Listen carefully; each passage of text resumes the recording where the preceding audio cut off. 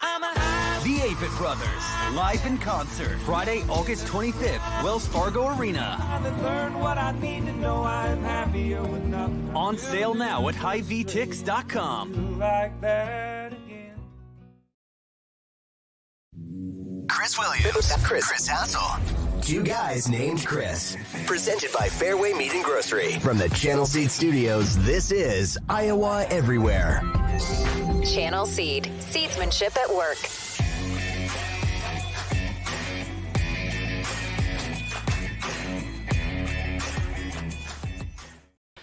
Good morning, friends, and welcome to Two Guys Named Chris. It is August the 14th, a beautiful Monday here in central Iowa. My name is Chris Williams. He is Chris Hassel down in the great state of Florida. Do you see a red line on my forehead?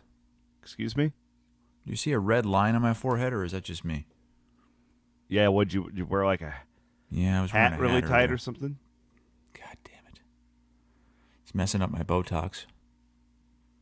We're presented, as always, by our friends at Fairway Meat and Grocery. Did Dr. Oz give you that Botox? Yeah. Oh, It was part of the, it boom. was part of the deal. God, you're such a whiny little bitch. I'm We're just gonna get to kidding. that. You think I do We're gonna get to that Botox? later. Look at the wrinkles Later on my in the show. forehead. God. I'll tell you what, real quick, to thank our friends from Fairway for sponsoring. You know what they do better than anyone? The Not chicken send a griller. box to me. It's the chicken griller. It's full of...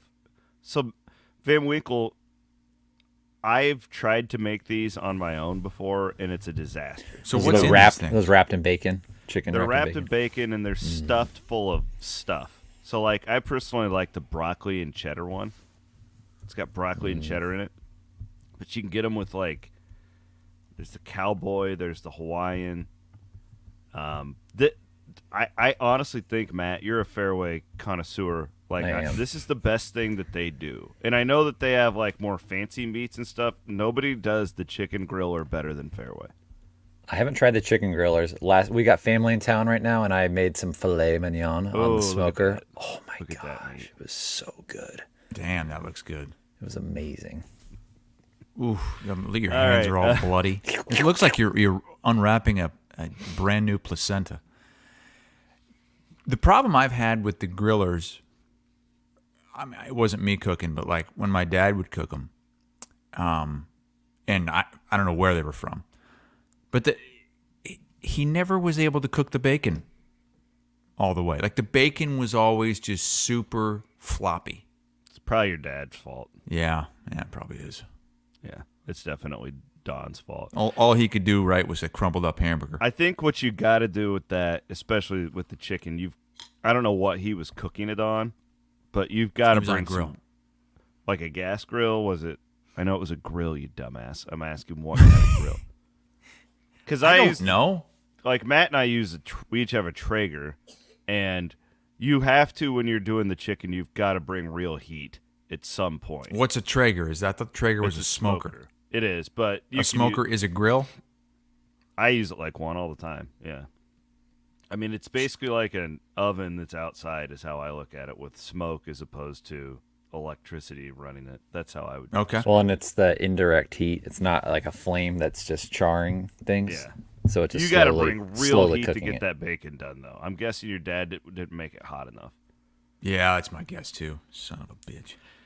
We are in the Channel Seed Studios hey, we're leading off with some real football topics today. Stay tuned for our bigger, bolder, better segment with our friends from Kelderman.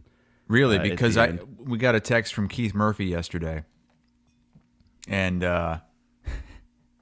he said, just catching up on the pods, biggest week of breaking college football news in years. I'm 15 minutes in. It's 4 minutes on a meat box, 3 minutes on Bloom's bench, and 8 minutes on the Amish. Don't ever change. So we have real I still football don't news understand to it. talk It's about? like, it's made by the Amish, so we're going to charge $1,000 more. Well, what if he's a shitty Amish craftsman? Yeah, right. Like they're Right? all Like, the just same. because he's like Amish? they're just the same. Yeah, it's unbelievable to me.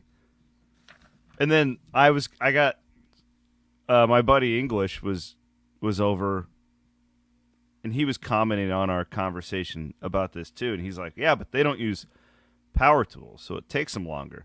And I said, "That's their choice." Right. I agree. Right? Like in this marketplace, it's competitive out there, right? And if they're charging me hourly, it's like go get a goddamn power tool.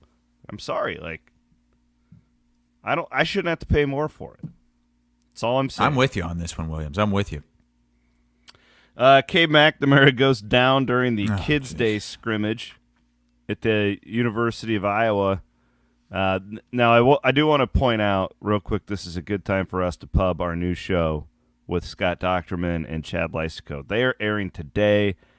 I believe we'll bring Aiden Wyatt, who is going to be their producer, in. Aiden, are you going live with them?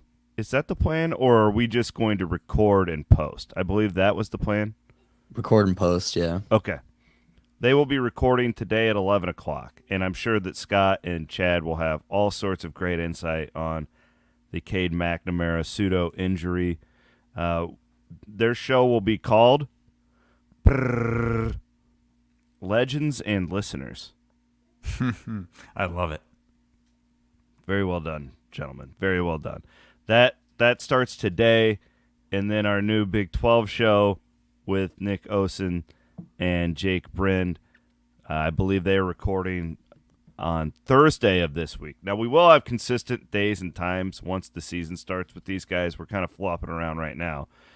Firmly Entrenched will be the name of their program, a nod to the great Gene Chizik for Nick Osen and Jake Brenn's show here on Iowa Everywhere. But nonetheless, Hassel, Cade McNamara goes down. We all see a tweet on Saturday, and the whole world just loses its goddamn mind with the sign. No, it sure feels like he's going to be okay, but the one thing I've learned about coaches, and Kirk Ferentz was, and I believe him after this scrimmage, didn't really know what to say because you kind of have to wait and see how things progress. We're not going to know shit about his health for the next 3-4 weeks because they will keep that from us, and it's going to be a guessing game. But hopefully this is something very minor. It didn't look like we were told it wasn't his actual knee. It was more of a leg thing based on what I read. But nonetheless, this had to be terrifying as an Iowa fan. I'm sorry, I wasn't laughing at the injury. I was laughing at Brent's comment. Brent wanted the new Lystico Docterman show to be called Circle Herc. A nod to one of our commenters. Yeah, that was a reminder of how close we are to just wiping out this entire offseason of good vibes, right? You're one play away. And the thing that really scared me about that one was it was non-contact. Yeah. Just kind of running forward and then stumbling to the ground. You know, you can say it's not a big deal. He's going to be fine. But I think the key point here is you are always one play away from absolute disaster, because we kind of have all of our eggs in this Cade McNamara savior basket. And if he goes down, even if it's just for a short amount of time, who's going to come in? What are they going to call for the person that comes in? I mean, I just feel like it's that guy. It's the guy from Wisconsin who came with the guy from Wisconsin. Didn't he throw like 3 interceptions in the scrimmage? The Deacon Hill. I mean, every time I looked on Twitter, volunteer quarterbacks coach. I looked on Twitter. It was like, well, another interception by the Iowa defense. Blank picks off Deacon Hill. Yeah, but y'all make interceptions, though. That's what they do. I know Iowa's defense is great, and it's always going to be ahead of the offense this time of year. But do you really have faith in any other Hawkeye quarterback? No, and I mean, if I'm being brutally honest with you, I'm still have questions that the McNamara thing. Like, well, sure, really, but with the offense, like you know what? Outside of the fact that injury is concerning, and it showed that we're one play away from disaster. The other thing that really stood out to me, Matt, if you can pull that video back up, of Cade McNamara when he actually got injured is he was scrambling out of the pocket and running forward past the line of scrimmage. When is the last time we saw a Hawkeye quarterback do that? C.J. Beathard, maybe? Yeah, that was the name I was going to give you. And he wasn't much of a runner, but he could do it. He at least would do it. Remember, that was our complaint last year whenever Petrus would go off the field. You'd get a quarterback that had mobility, but it was clear that they were telling him, okay, you can scramble side to side. Don't you dare, motherfucker. Don't you dare cross that line of scrimmage. Don't you do it. But now they at least have enough faith, I think, in this guy to scramble. And that's, God, Iowa quarterbacks are always just such statues back there. And, Brian Ferentz said last year, somebody asked him when he gave the infamous quote, wouldn't it be good to have a quarterback that can buy a few seconds, buy some time? He's like, well, yeah, but for what? If it's not there, it's not there. Only thing that could go wrong is bad. I mean, there's nothing that could go right after that original break, original cut from the wide receiver. Meanwhile, What are you going to do? Bryce It's only going to get Young run worse. for an 80-yard touchdown. Yeah. So I did really get excited to see that they're at least going to let this guy move, and this guy can move, and not just side to side, but across the line of scrimmage. Because that is, this day and age, I mean, you can go under center and all that. You can still have your old school offense, but you can't have a guy that's just a statue back there. Boy, it feels too like, I think for both of our teams, you just really have that offensive line circled as like, hey, like this will make or break the season in some capacity. I really feel that way with Iowa. There's fewer questions about Iowa right now as we go into the year compared to Iowa State. It's like, I mean, how many times in the last couple of years where have we had that conversation? And then you get to the offseason, you get these transfers. It's kind of sexy, right? Oh, we got a guy from Ohio State. We got this guy. We got this guy. The offensive line just has to take a major step. It sounds like Kirk Ferentz is thinks that they have. But yeah, I mean, so does Matt Campbell right now. Okay, so yeah, but I don't know about Matt Campbell, but we know Kirk Ferentz's history with offensive lines. That's his thing. But it hasn't been good for a long time, Chris. 2 years. It's been 2 years they've been atrocious. And clearly they cannot be I don't think on that level. I don't think this they've year. had a great line since the strength coach left. Well, what was that? 3 years ago? But yeah, but like it's a real trend at this point. So like they've got to. I'm not saying they won't. I'm saying to me, we could talk about all this stuff, but if they don't have, like they were downright bad last year. Yeah. On the offensive line. If we want this to be the season that, the 10-11 win season that a lot of Hawkeye fans are asking for, we can talk about quarterback, we can talk about this, whatever. They've got to be considerably better up front. Yes. I totally agree. That based on what Kirk Ferentz has said, I feel more comfortable about the offensive line. Very experienced. Which, that can It's go good or one of bad. two ways. Yeah. But they've got you can't I don't think he would be that glowing about the offensive line if it was anything close to what it has been the last couple of years, because that's got to be embarrassing for him. Yeah. To have offensive Absolutely. lines like that. But you're I'd love right. to It hear does. from- If you don't have an offensive, if they have the offensive line they had last season or the year before, Iowa's in trouble. And I would make the same comment toward, like, if Iowa State, and this is a big if at this point, their circa numbers down to 5. If Iowa State were to get to a bowl game this year, their offensive line has to, let's just say last year it was a 3, it's got to be a 7 this year. With new quarterback, they're going to want to limit possessions, they have to be able to run the football. It's just, I just still, until I see it, I have a hard time envisioning what this Iowa offense is going to look like, because it's been so long since they've been competent, right? We know they can do it. We've watched the Brad Bank film here how many times on Two Guys Named Chris. We know that but it's just been so long ago since we saw it. Spencer Petras. It's like, God, you got to you got to get that offensive line going. Back to Iowa football here in a second. I want to thank our friends from Circa Sports Iowa. We're going to be out in Las Vegas coming up for Week 0. Hassel and I will both be out there signing up for Circa Survivor and Circa Millions 5, the biggest pro football contest that would be in Vegas, totaling $14 million and guaranteed prizes. You can sign up in Vegas, but you can play from anywhere. Circasports.com. Just a reminder, the deadline to enter these contests is September 9th. You have to sign up in Vegas, but then you can play anywhere after that.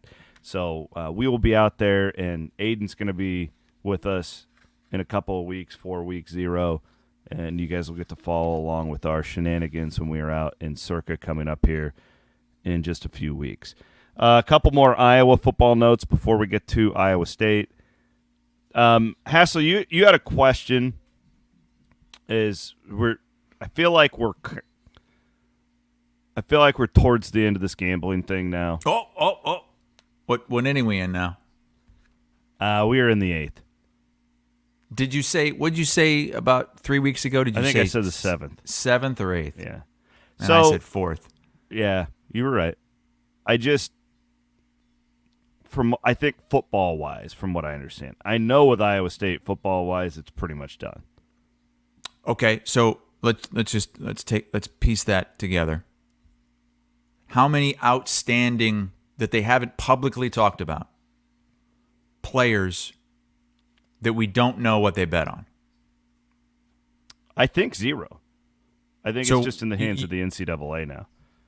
So you're telling me we're not going to get another report blank on the Iowa State football team? If it's an Iowa State football player, I think it'll be like a walk-on or something like that. I don't think. Okay, so all of these guys have been named? I believe so. Nobody knows for sure, but I believe. And all of these guys have criminal charges against them? Apparently. There's not somebody that didn't change his name or go through his brother or his mom and did it himself and bet on games. I believe there are other athletes in our state for both universities. But not football players? I don't believe they're football players. Okay. That's all right. Educated guess, and I hesitate. Now, that's not the case at Iowa. You still got Noah Shannon. We have no idea what he bet on. But that's an NCAA thing. I know, but that's what I'm saying, Williams. These guys won't be able to play. If this doesn't come out. I don't think so. I was going to give you a little perspective on the Iowa State thing. I don't think any of those guys are going to play. Well, maybe Jake Rimsberg.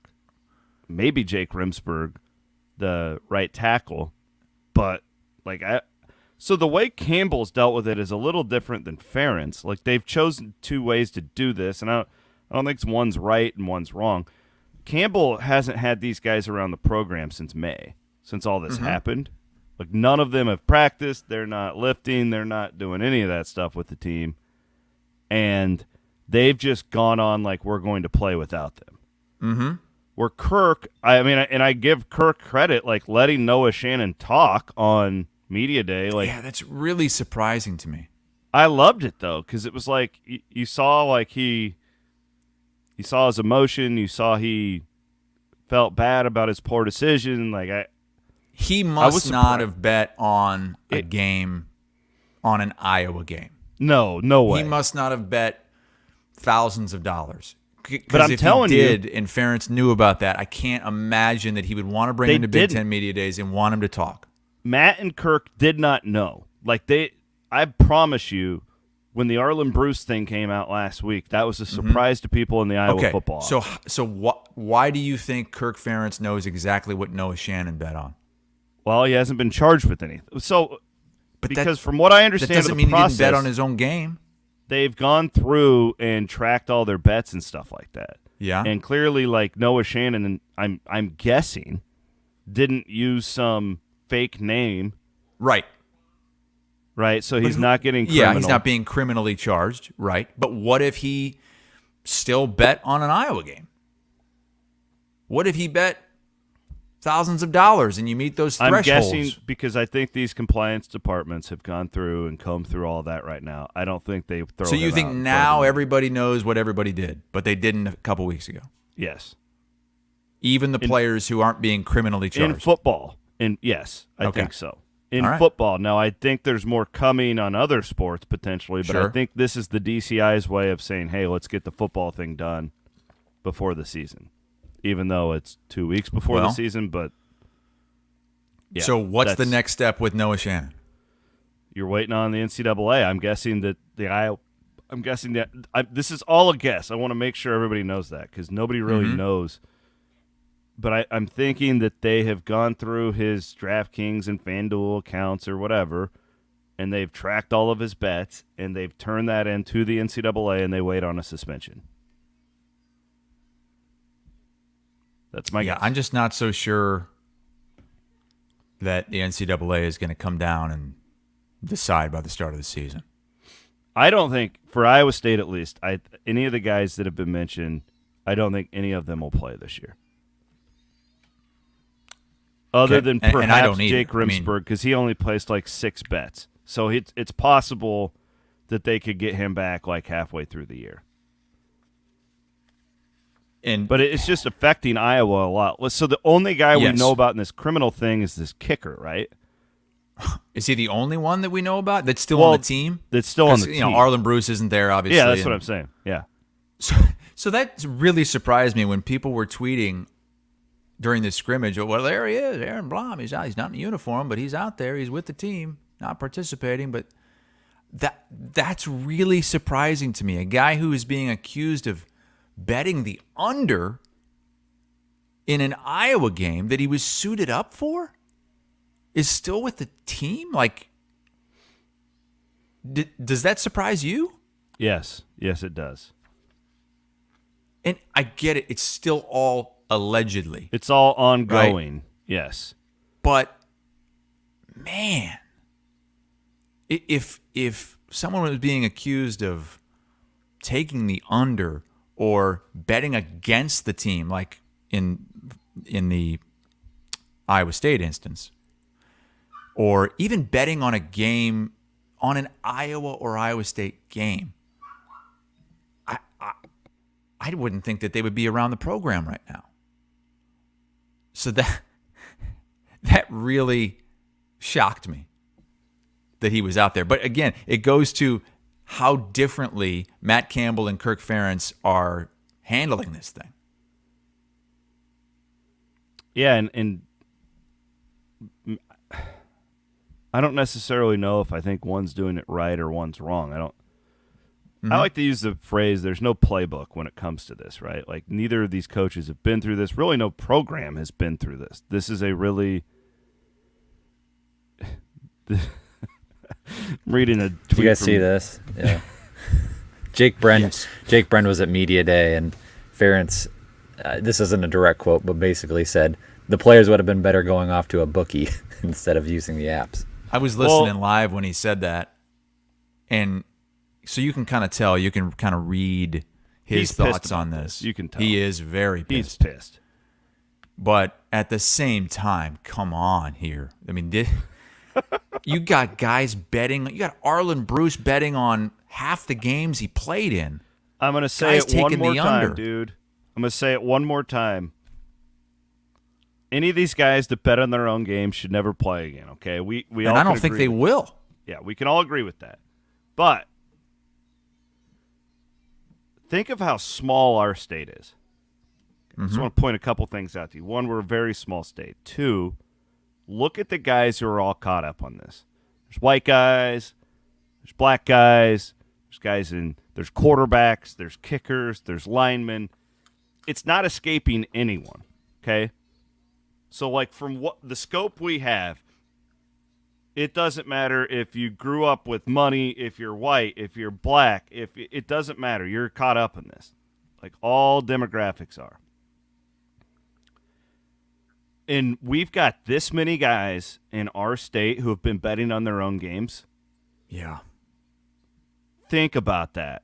That means it's Nationally. going on everywhere that you can place a bet on a mobile device. I think there's some states, not very many, but I think Illinois might be one of them, where as of now you can't bet on. And they kind of keep going back and forth in the courts.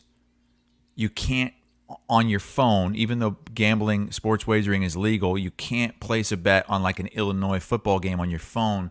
You have to do it in person.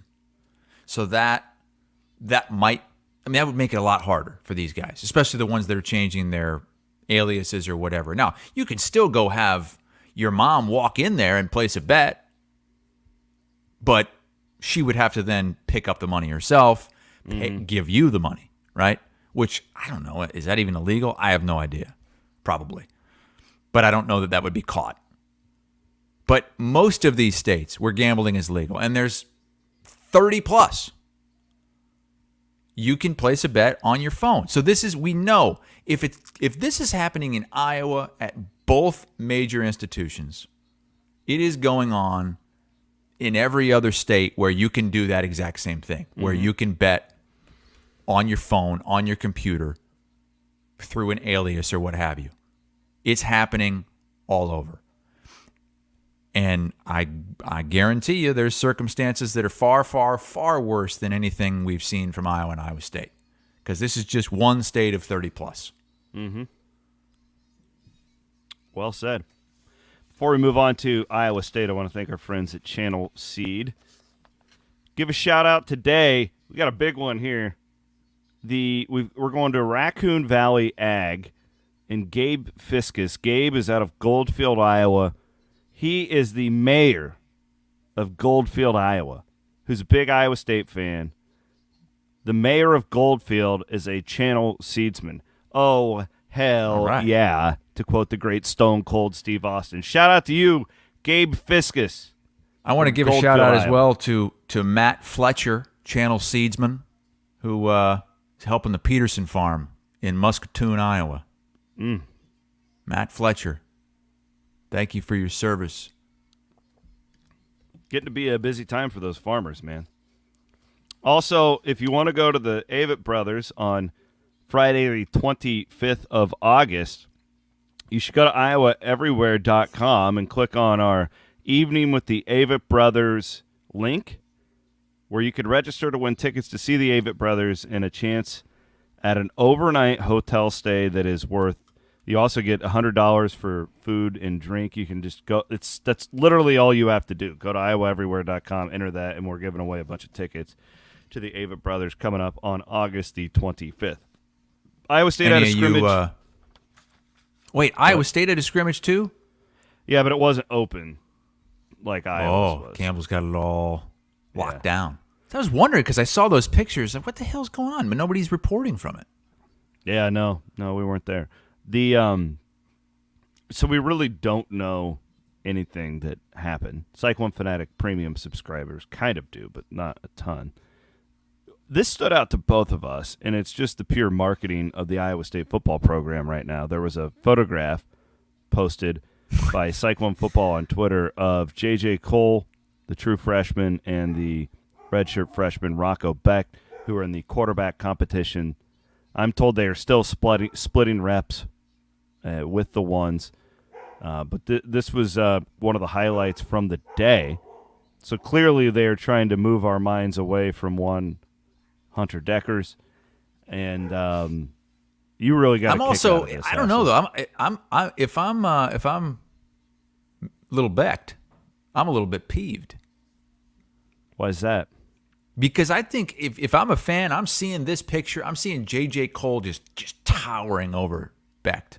Just towering, making him look like he's 5'8". I'm thinking, all right, Cole is my guy. Really? I want him to win this thing right now. Look at that. Look at the height difference. And Becht is in the foreground. Some real nerd photography stuff here. You and Van Winkle can just go off on this. You know that girls have this. There's this app that a lot of girls will use to try to figure out the height of a guy who posts his stuff on, whether it's Tinder or Bumble or whatever those dating apps, and they can figure out how tall a guy is. Like if he's 5'7" and he's trying to pretend like he's 5'10". I would like the real height for Becht. It's stunning to me because his dad is like 6'7". He's huge. He's the head coach of the St. Louis XFL team. Yeah, Anthony Becht, who was a good tight end for many, many years in the NFL. Huge guy. I've met him in person. So you're saying you're going strictly off the height of the quarterback? Oh yeah, I'm all in on Cole now. I'm riding with him now. And I think you put it up to a poll right now. Post that picture and say, who do you want to win the Iowa State quarterback job? The listings here, Van Winkle pulled it up for us. It's got J.J. Cole listed at 6'7", 250, Rocco Becht 6'1", 205. Oh, boy, I don't think he's 6'1". He looked really small last year when he was on the field. We did see him in a couple of games last year, but he was also a true freshman and not necessarily height. I understand you're not just going to go to the weight room and put on a couple of inches, but he has gotten bigger as far as his stature goes. I don't know. They are legitimately splitting reps. I know this is a real competition. They like Rocco a lot. He was a highly recruited guy. It's not like he's some guy that they picked up out of nowhere. My gut tells me he starts game one, and then we see Cole at some point during the year as well. That's just where I'm at this point. I'm just telling you. The marketing department did Becht no favors. He's in the foreground, damn it.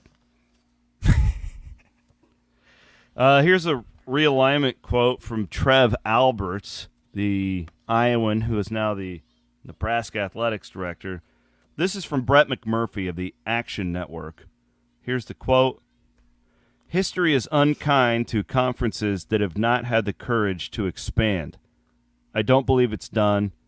It's never been done. It's more likely than not that there will be continued periods of angst. I believe that the next go-around, that's my basic conclusion, will be far more disruptive than anything we've ever engaged in. We need to prepare ourselves mentally for that. God, it's like he's talking about Armageddon. Yeah. Atomic bombs. Nuclear war. Yeah, that last part was That's really talking about succeeding from the NCAA and we're going to kill the ACC. Did you say succeeding? Yeah. Seceding. Seceding, right? yeah, whatever. There you go. Like Channel Seedsman. They've succeeded from the NCAA. I knew where I was going with it. That really scares me. Because they're going to kill the ACC. He's just telling us that. The Big Ten has already added USC, UCLA, Washington, Oregon, Rutgers, Maryland, and it's going to get a lot worse. Like that's potatoes compared to what's about to happen down the road. Oh.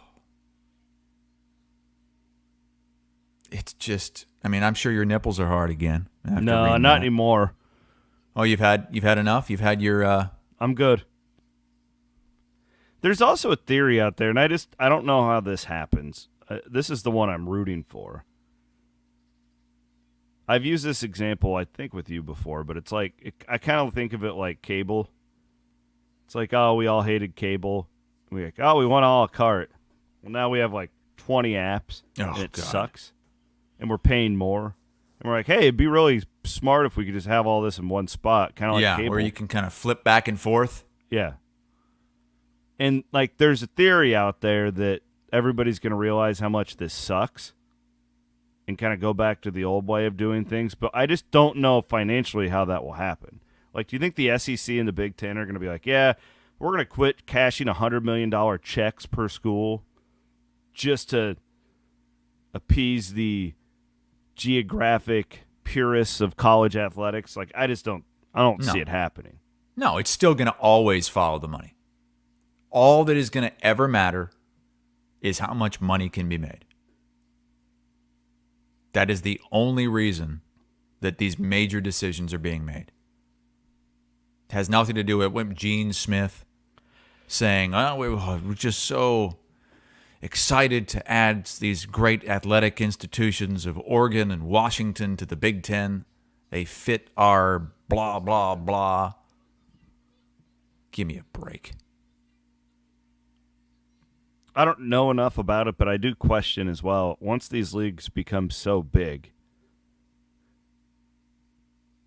that, like, for instance, the ACC that is in a major period of weakness right now has already voted not to add Stanford. Now, that could come back and change. I think it's potentially it could. It was close. Yeah. I think they were one vote away. But it's the schools that want out, the Florida States, that are voting against it because they don't want the ACC to survive. Like they want to get the hell out of there. So, and this is where my point is. So you're looking at an 18-team Big Ten right now, okay? And I think in the past, everybody would look at the Big Ten and be like, oh, man, Duke would be a perfect addition. North Carolina, there's a lot of these schools. But when you get to be so big, these individual schools have to add to the pot, right? And it's like, let's say that like Duke and Virginia right now, which are two schools that I know the Big Ten has always wanted. Or North Carolina and Virginia or whatever. And it's just like, at what point in this media landscape that we have are you just diluting things for your member institutions? And the only reason they took Oregon and Washington is because they're coming on like half shares or whatever it is for a while. It's the only reason. Financially, again, you nailed it, my friend, when you said it's all about the money. And right now, there's not a lot of money. Right now, there's not. No, it's going to take a few years. It's going to take, maybe it's when the next media deals are up that this next huge shift comes, but. About this fearmonger, Trev Alberts. Oh, man. Nuclear Armageddon coming for college sports. If you think, he's basically saying this is a blip. This is nothing. What does that mean? Does that mean that these conferences, and the SEC has hinted at this, that they would get to a point where they would only play each other? And then at the end of the year, they would have their own playoff. Just their teams. Is that what it's going to come to? God, I hope not. I'm telling you, we need the MAC. We need the Sun Belt. We need Conference USA. Mm-hmm. And I think there'll be a rude awakening. I will tell you this as a Big 12 guy, as an Iowa State guy. I would be far less interested in the SEC, even though it's the best football. I understand that. But I have the NFL on Sundays. I would be much less likely to watch that Alabama-Tennessee game if the thought of one of our Big 12 schools would not be able to play them. If they're completely in a different ecosystem, I would be much less likely to watch them. Mm-hmm. Because I get it. Like, it's really good football, and I think they go, well, we're the best. People are always going to watch us. To a point, you're right. But I have the NFL. Yeah. I will watch my regional games before I will watch that. And I think they're overplaying their hand. Just me. What about you? Like, if let's say the Big Ten is the AFC, the SEC's the NFC, but they never play each other. It's two totally different forms of football. Would you watch as many SEC games? That's a good question. Would I watch as many Big 12 games? That's another question. Yeah. If they're not even a part of it. This thing works because it's all in the same ecosystem. Right. It's all under one FBS umbrella, and these teams all can play each other. If in college basketball, the Summit League didn't get an automatic spot to the NCAA tournament, would you watch their championship game on a Tuesday night in March? No, we wouldn't. But we watch it because they're going to be in the tournament and could potentially play one of our teams. Well, Drake says in the comments he's done with realignment. Can't control it. No more surprises. Don't care. That's kind of my... I mean, it's not that I don't care, but I think this is a good point to curb the realignment talk and get to the big breaking news that Matt Van Winkle uncovered over the weekend. That the butter cow is basically fake. It shocked. Did you catch this? It shocked me too, man. Do you want the Did backstory? you catch this, Do you want the Williams? backstory behind this? I mean, just a smidge, but I need more detail on this. So I was at the fair on Wednesday doing some stuff for work. Because, they had the Jack Trice butter sculpture this year, the Caitlin Clark butter sculpture. We all saw it. And there's the butter cow at the end there. And I saw it from the side that the normal fairgoers don't get to see. And it was empty. There was no backside of the butter cow. We've been lied to all these years. I thought this was a full cow sculpted in butter. So somebody on Twitter yesterday tweeted a picture at Matt because he said that to me, that the butter cow basically isn't real. It's not real. And it's only like half. And somebody said, no, see, I took this picture here. And at first blush, this picture does kind of look like, yeah, you know what? What the hell is Matt talking about? That's 3D. That's right. Oh, no. Matt zooms in and tell us what you're seeing there, Matt.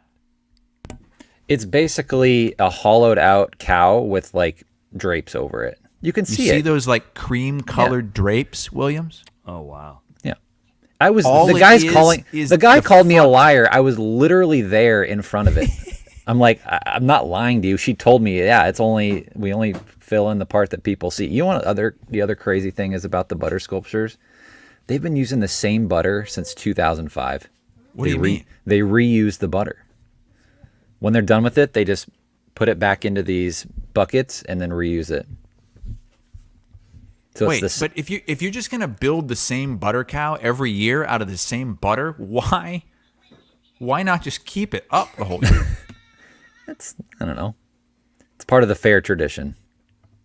So the only part that's butter is the head and the front legs. That's it. It's basically the front half, yeah, and the udders. It's not even half. Yeah, because it's like hollowed out. 25%. It's all hollowed out. This is terrible. Did you know this, Williams? I did not know this, no.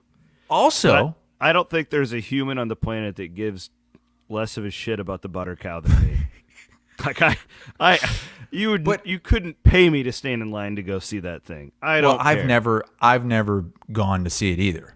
Even when I was forced to go to the fair, I don't even know where the butter cow is. But KXNO ruined me from the fair. I won't did go you back also because of KXNO. know that there are several other states that also do a butter cow? Really? There is a CNN report, and I thought it was like they made a mistake. And the topic bar says, annual butter cow unveiled at Illinois State Fair. Unbelievable. Well, at least And that's there a it real is. one. And you know what? That looks like a full cow. And there's like a woman milking the cow. Theirs looks like the one you can it looks like it's glass all the way around. You can probably see all the way around it.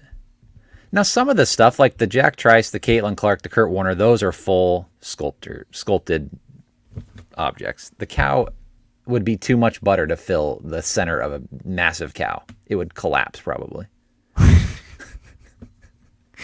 So apparently they do it in like Illinois, Indiana. Who's in I charge thought of this was cow? like an Iowa thing. Nope. It's like learning that every other state has a Field of Dreams. Ohio does it too, says Mike. And Ohio was the first one to do a butter cow, says Mike. We It's a have been Big lied Ten to. thing. Williams, this is making me open my eyes. Maybe ghosts and aliens are real. Mike says it's a Big Ten thing. So they've got butter cows in Oregon. I was going to say, yeah, Oregon and New Jersey. Eugene's got a butter cow. L.A. has a butter cow. I was really, really disappointed to learn that because we Matt, make why did you such go a to the big fair? deal about this butter cow. Like, oh, butter, you got to go see the butter cow at the Iowa State Fair. You could just go in. Why did I go to the fair? What? If Did you you're go in to the Quad Cities, you could just as easily drive to the Illinois State Fair. It's probably closer to see the butter cow, a full butter cow. Did you go for leisure too, or did you just go when you had to work? I went for work the day before the fair opened, and then we went as a family on Friday for 2 hours. Oh and my it was, God! You it went was- to East Side night. No, we went during the day. We took a Well, you baby guys to are the kinda fair. the- Fair? Yes, it was awful. Don't ask me. Aren't you about it. guys like the ultimate East Siders? Because aren't you east of East? Far east? Yeah, oh yeah. I've had this You're the fight far with east. Ross Peterson for years. He gets really ticked off. So Those what was it East-Siders. like, Van Wink, and why would you go? It was hot and crowded. It was not enjoyable. No, I won't do it again. I won't take a baby to the fair You again. seem scarred. A little bit. The food was great. We went for the food. They have We went for placenta lunch. on a stick.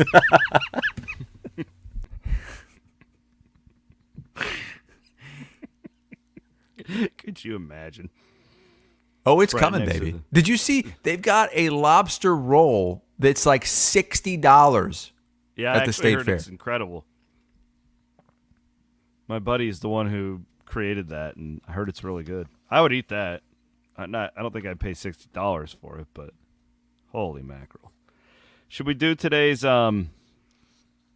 bigger, better, bolder performance of the past week and weekend with our friends from Kelderman, and then we have to get Yeah. into Hassel being a total elitist, and he is not wanted at the Knoxville Raceway. We got to talk about that later on. First of all, I want to tell you about the Kelderman corn reel for all the farmers who are listening and watching. The original down corn reel was invented by the great Gary Kelderman back in 1977. Here's how it works. They bend all the spokes in the reel so it works with standing corn. If we get a windstorm coming through, remember this during harvest, they can save a bunch of that corn that is damaged. And the cool thing about it, too, the Keldermans, they are all farmers themselves, so they test out their products before they sell them to you guys. Kelderman Manufacturing, bigger, better, bolder. Let's get to our best performances of the last weekend. I'm going to let Van Winkle start. I'm going to go last because it will segue into another conversation on the elitist Chris Hassel. Well, I saw this on Twitter over the weekend, a little preseason football. Packers and Bengals, and Iowa and Kevin Harlan on the call. Maddie, a beautiful night and all.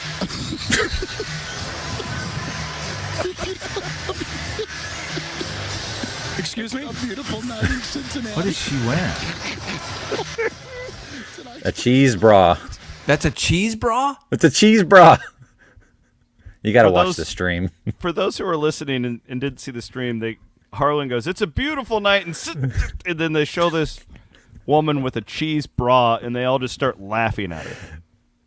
You know the director had that all planned out. As soon as he said beautiful, he was going to cut to. That's bigger, bolder, better if I've ever seen it. Did you just say Iowan Kevin Harlan? Isn't he from Iowa? I don't I thought think Kevin think Harlan so. was from Iowa. I've No? got him he from. is. I didn't know about it, Matt. Well, the old Wikipedia says he was born in Milwaukee. Wow, you really? I thought Kevin Harlan lived in Iowa for a while. Harlan He might have is- lived in Iowa. Maybe he has family from Iowa. I thought Murphy was telling me that he was from Iowa. No, maybe I'm wrong. I Okay, don't see sorry anything if I'm about wrong that. Wow. on that. More fake news. More fake news out of me. What do you got, All right, Williams? I'm going to go with the Knoxville Raceway. Sold out crowd for the Knoxville. Wait a second. I thought I was going to go second. Matt or Hassel's going to go second. Okay, Hassel, go. What in the hell? Williams, you called out, I got to go last because it rolls Well, right then into Van our Winkle next threw topic. it to me, so I didn't want to fight about it. I just let the show go on. All right. Unlike you. I've got to go with, I'm going to be honest, I'm not a big fan of the FedEx Cup playoffs in golf. Like, we know the majors mean more, okay? The majors mean more. But Lucas Glover won the first FedEx Cup playoff event. This guy was like the ultimate one-hit wonder. Like 15 years ago, wins a major out of nowhere. You were there? I was at that U.S. Open following Lucas Glover and Ricky Barnes around. Ricky Barnes, another guy that just fell off the face of the earth. Bethpage Black. Yep. So he wins that and then just totally disappears. What year was that, Williams? 09, 10? Yeah, 9 or 10. Totally disappears. Like barely even keeping his status, fighting the yips with his putter. All of a sudden, he breaks through last year at the John Deere Classic. And then this year is playing the best golf of his career. Wins last week and wins this week. And this week fought off one of the worst cases of swamp ass you will ever see. This guy's caboose was soaked. Oh Look at that. This poor bastard. It looks like it kind of looks phallic. His cheeks, cheeks are soaked at the bottom, and then there's like up his crack is just like this big phallic. And then everybody's just commentating on it on Twitter. Like, wow, how do you overcome that? When I was in Little League, my pants ripped in the crotch in a huge moment. Like we were playing this team that was undefeated and we had a chance to beat them. My pants ripped in the crotch and I froze up. I could not do anything. I had to pitch, I had to bat, and I blew the game for us because I was so upset about my crotch. Lucas Glover, worst case of swamp ass ever, goes out there and wins his second straight event. Oh, he had to know. You think somebody's saying, you hey, can't, Lucas, you don't have you're that viral much. Right now. Williams, can't you just imagine how heavy that would have been? I mean, it's basically like wearing a diaper that's filled with piss. You can feel that. I mean, that's heavy. I thought most of the pantsies golfers wear those moisture wicking anyway. Yeah, so apparently he doesn't want the moisture. He just wore the Jim Harbaugh he khakis. He wants the moisture keeping. 100%. Keep that cotton. moisture in there. Jeez. All right, Williams, it's your turn. Do you have, like on your iPhone, do you have like a widget like with latest news, like Apple News? Kind of. I have one of those widgets. I ignore it all the time. I'm going to sleep last night, but I'm reading on my phone and all I see is the word swamp ass and Lucas Glover, and I was like, what? Such a weird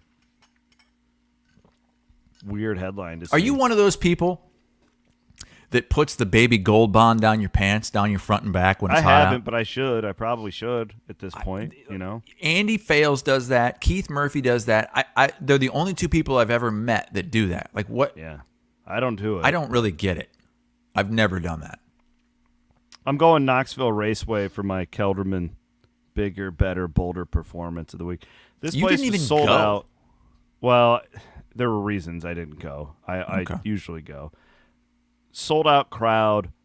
This event, when I started going to it like 10 to 15 years ago and stuff, it was a big event. It's always been a big event. Chris, you've been to it. But it was like you could walk up and buy a ticket. This thing was sold out early in the week.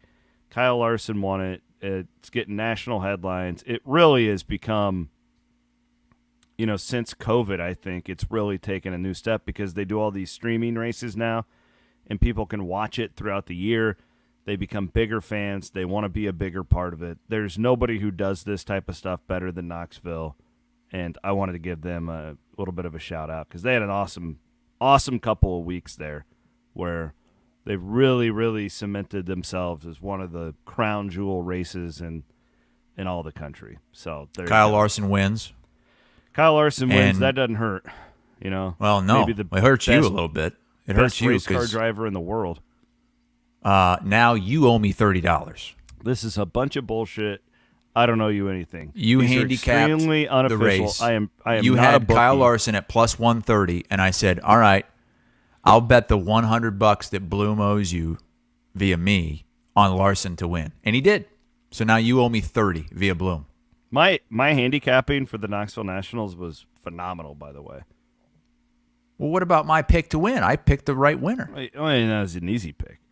But I would have made a lot of money if I was actually a bookie on Saturday night. I would have absolutely dominated. Van Wink picked Donnie Schatz.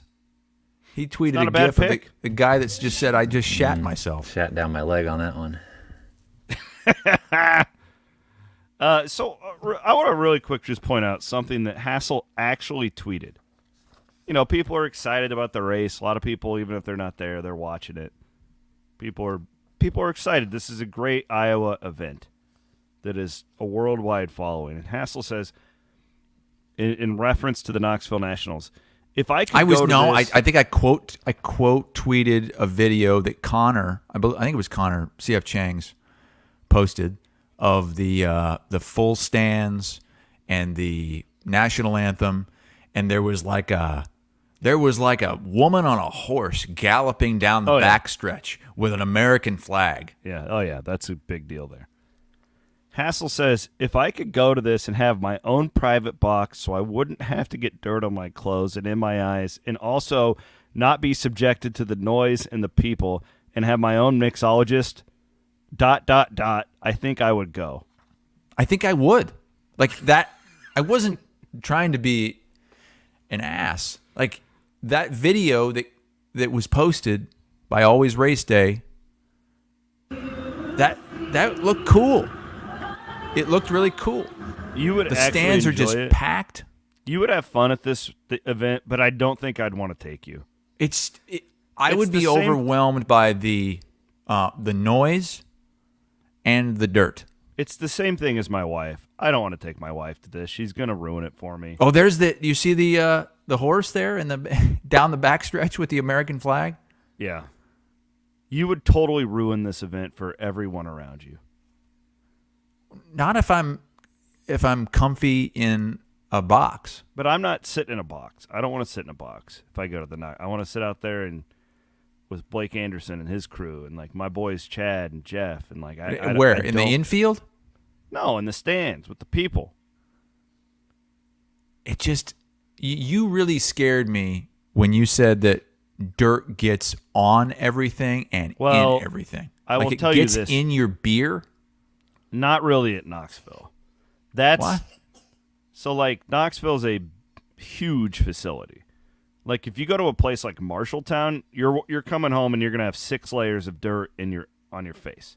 Oh my god! Yes, the dirt will go into your beer. Like Knoxville is not really. Yeah, you'll be dirty. You're gonna want to. You'll get a dirt anal probe. What in the hell is 6 wrong? layers of dirt in your ass. Aiden acted like a little punk. He was supposed to go with me last Thursday. I think I'm gonna have to take a pass. Wait, he was going to be your designated driver. I had another one, and Aiden decided not to go. What in sorry. the hell? I had to move my sister in on Friday to Iowa State. That's a great so I didn't really excuse. Want to have a super late night. I know you don't like early nights, so. I do not like early. Aiden has learned when you're out with me, you're not getting home before midnight. That's for goddamn truth. Also, I ended up having a huge migraine on Thursday, so in retrospect, it was a good thing I didn't go. Otherwise, who's a bigger wimp, Aiden or Hassel? Unbelievable. You know, I'm gonna say it. I ride with Hassel on his take. Oh. If I could be in a booth, yeah. I'll hang out with Williams. That's okay. My man Van Winkle, he's coming with me to the races. I've been to a lot of races. I've been on the infield with in Charlotte with Joey Logano on his crew. I've been with on the IndyCar cruise during the Iowa race in Newton. I've been to a dirt track. The most overwhelming thing about it is the noise. Like the noise, it doesn't bother me at all. I love it. Oh my God! Now I love the noise. I'll say when I was on the NASCAR crew with Logano, like that was first class. they had you had everything you needed. They gave you the great earplugs. Yeah. And so I felt great. But I ain't think wearing no earplugs at Knoxville. Oh God, that has to be so loud. It's really not though. It's really not that loud. It's a lot more loud. Your head is being just absolutely penetrated and probed by that awful noise pollution. You're really overplaying the noise. What is this that guy? What is that picture of? Is You that me? wearing a Joey Logano shirt? Yeah. That's a Twitter search there. What the hell? Zoom into my face. What's up with? Who is this guy? I look like You look like your dad there. I'm wearing glasses. Who is the guy on Twitter who is allegedly like a Knoxville employee who he claimed that he had given you credentials and he doesn't want your ass there and you're not welcome in Knoxville. And He said, even if you want to go, you ain't welcome. We got no spots for you. We're sold out. There's no room for you, you son bitch. Let me tell you something about racing people. And I'm a racing guy, too. I love these people. These are my favorite people in the world to hang out with. There's nothing I would rather do in my free time than be at a dirt track. It's the God's honest truth. They are way, way too defensive. Instead of this guy, whoever this guy is, this guy should be like, oh, Chris is literally on national television. He's from Iowa. He could be really good for our sport to get more people like Chris hanging out here. We should bring him in here and like give him a first-class experience, and hopefully he'll talk positive about us and we'll change his mind. Instead, this guy's like, fuck you. And that's how most racing people are. And it's just the wrestling fans are the same way. I always compare wrestling and racing fans together. You want to feel really uncomfortable, you go sit in the middle of like a wrestling crowd if you don't know what's going on. Oh, man. Because they will make you feel like a total idiot. Oh. Well, Steve brings up a good point. And this is, for me, it's not the sport. It's more me when I say things like that, like I need a box, I don't want to be with the people. Steve says Hassel would stay in the RV in the barn and watch the race on TV. I would. Like, when I went to the Final Four in Houston, I had press passes to go to the stadium, to sit courtside and watch the Final Four. But I stayed at the hotel, in the hotel area, and watched it on TV. It's just a lot easier to do. It's a lot more comfortable. It's better food. It's better drink. You can talk to the person next to you. It's not madness getting in and out. I don't disagree with you. And that's keep it simple. That's why I was at home on Saturday night, because Knoxville's actually gotten really, really, really difficult on Saturday nights to get in and out of. Bloom came over, my buddy English came over, and we watched the race in the backyard and had a fire going, and it was very pleasant. Oh, man. South Bend Hawkeye says Hassel will be covered in Gold Bond and lube, getting ready for his anal probe at a dirt track. In this show. Oh, my God.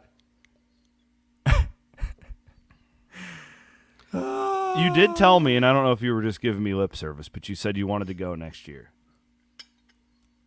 It looks really interesting. We'll have my camper. We'll get my camper there. It will be fun. We'll have a good experience. I think it'll be... I'll take you next year if you're really into this, if you really want to go.